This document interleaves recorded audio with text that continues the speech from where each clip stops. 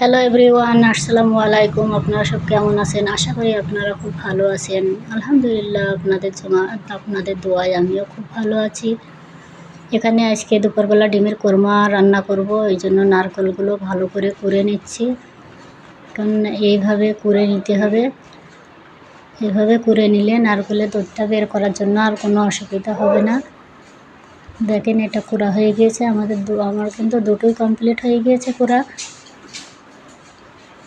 এই দেখেন কত সুন্দর হয়েছে।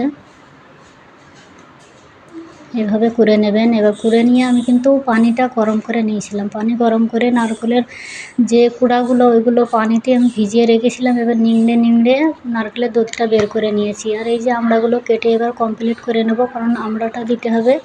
এটা একটু টক মিষ্টি হয়। আমড়াগুলো বাড়ি থেকে আনা হয়েছিল, কিন্তু কোরমা রান্না করব বলে আমড়াগুলো আমি রেখে দিয়েছিলাম। আর কোরমার জন্য ওই সাইডে ডিম সিদ্ধ করতে বসিয়ে দিয়েছি। এটা দেখেন, গাছের থেকে পড়ে মনে হয় থিতো হয়ে গিয়েছিল।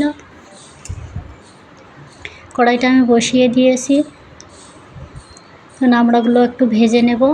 আর ওই সাইডে ডিম সিদ্ধ হচ্ছে। কড়াইতে একটু তেল দিয়ে দিলাম।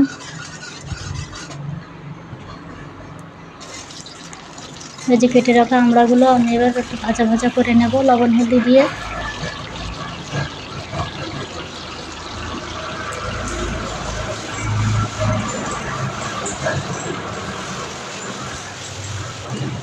আমড়াগুলো ভাজা ভাজা করা হয়ে গিয়েছে। এবার এগুলো উঠিয়ে নেব।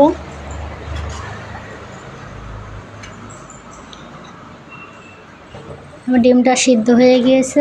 এবার ভাত বসিয়ে দিলাম ওই সাইডে। এই ডিমগুলো আমি এবার ছিলে নেব। ডিমগুলো আর কদিন থাকলে নষ্ট হয়ে যেত, এরকম লাগছে। খুবই পাতলা হয়ে গিয়েছে ডিমগুলো পাছার দিকে। ডিমগুলো ছেলার সময় একটু বাড়ি মেরে হাতে এরকম ডলে নিলে ছিলকাগুলো ভালোভাবে উঠে যায়।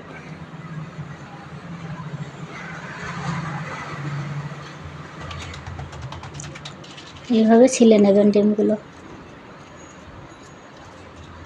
আর এভাবে করলে কি হাতে একটু ডলা দিলে, কারণ তাড়াতাড়ি ছিলা হয়ে যায়, কারণ ওর যে ছিলকাগুলো গার থেকে ছেড়ে দেয়। কারণ আমি তো ডিমগুলো এই যে কমপ্লিট করে নিয়েছি। ছিলা হয়ে গিয়েছে ডিমগুলো। কড়াইতে তেল আছে, আর একটু তেল দিয়ে দেব। তেল দিয়ে এবার যে ডিমগুলো ছিলে রেখেছিলাম ডিমগুলো এবার ভেজে নেব।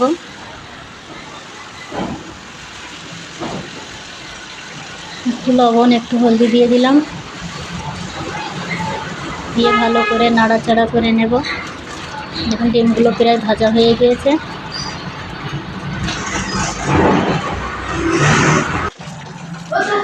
এবার ডিমগুলো এবার উঠিয়ে নেব এক এক করে।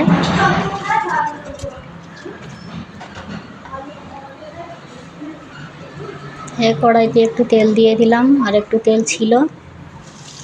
একটু পেঁয়াজ রসুন থেতো করে দিয়ে দিলাম। পেঁয়াজ রসুনটা লাল লাল হলে এবার যে নারকেলের থেকে দুধ বের করেছিলাম সেই দুধগুলো দিয়ে দেব।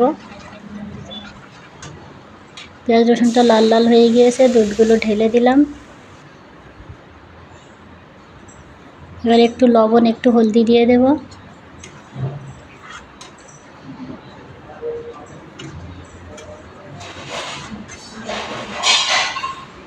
এবার দুধটা ভালো করে একটু ফুটিয়ে নেব। ভালো করে ফুটিয়ে নিয়ে তারপরে মশলাটা দিয়ে দেব। আর ওইদিকে ভাতটা আমার হয়ে গিয়েছে, ভাতটা নামিয়ে নিলাম।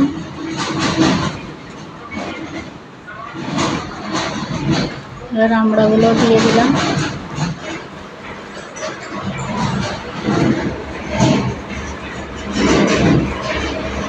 একটু চিনি দিয়ে দিতে হবে, কারণ এটা একটু মানে মিষ্টি মিষ্টি হবে, একটু টক মিষ্টি হবে, ওই জন্য একটু চিনি দিয়ে দিলাম। আর দুটো তেজপাতা দিয়ে দিলাম।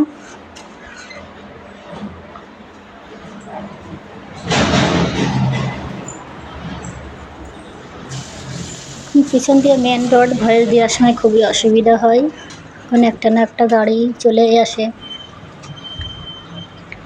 এবার ডিমগুলো ঢেলে দিলাম। মশলাটা কিন্তু আমি আগেই দিয়ে দিয়েছি, কারণ মশলাটাই একটু জিরে, আদা, পেঁয়াজ, রসুন, গোটা এলাইচি দিয়েছি, কিন্তু এতে কিন্তু ঝাল চলে না, ঝালটা দেওয়া যায় না। আর ওইদিকে আমি বেগুনগুলো ভেজে নিচ্ছি।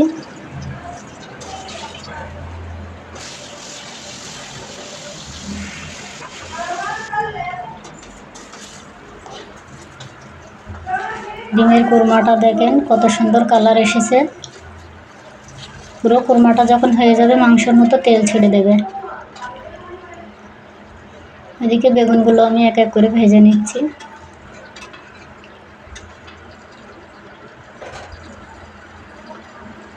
ডিমের কোরমাটাই আমি দিয়েছি, মানে বিলিতি আমড়া দিয়ে বানিয়েছি ডিমের কোরমা।